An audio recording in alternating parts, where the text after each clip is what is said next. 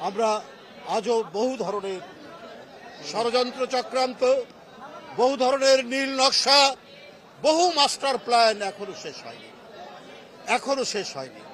আমার কথা হচ্ছে যে আজকে যারা 28 লক্ষ কোটি টাকা পাচার করলো, যারা নিজেদের দুঃশাসন টিকিয়ে রাখার জন্য আহনাফ, ওয়াসিম আকরাম, আবু সাইদ, মুগ্ধ, যে তার নিজে গুলিবিদ্ধ হয়ে তার বন্ধুদেরকে বলছে পানি লাগবে পানি, এই যে আত্মত্যাগের এক মহান নমুনা, মহান নিদর্শন, তার মধ্যে দিয়েই গণতন্ত্র ফেরানোর পথে আমরা অগ্রসর হয়েছি বন্ধুরা আমার।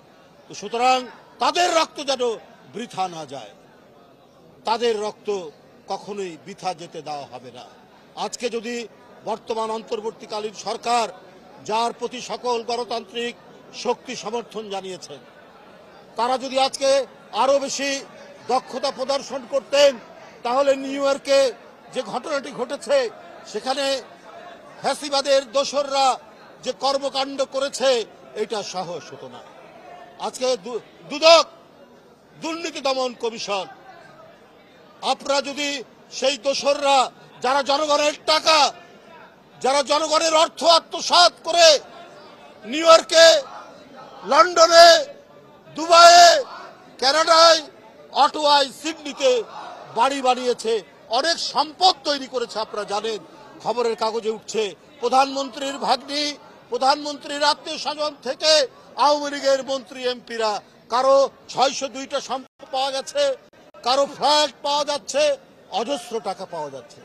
দুর্নীতি দমন কমিশন কোর্ট থেকে, আদালত থেকে আপনার 24,824 কোটি টাকা একবারে স্পেসিফিক ভাবে উদ্ধারের জন্য বলেছেন। আজকে এই সরকারের আমলে কেন, যখন হাসিনা নেই, আওয়ামী লীগের পুলিশ নেই, ছাত্রলীগ নেই, হেলমেটধারীরা নেই, তাহলে এই এক বছরে প্রায় দ্বিগুণ অপহরণ হয়েছে? কেন আইন শৃঙ্খলা পরিস্থিতির অবনতি হবে? এটা তো জনগণ জানতে চায়।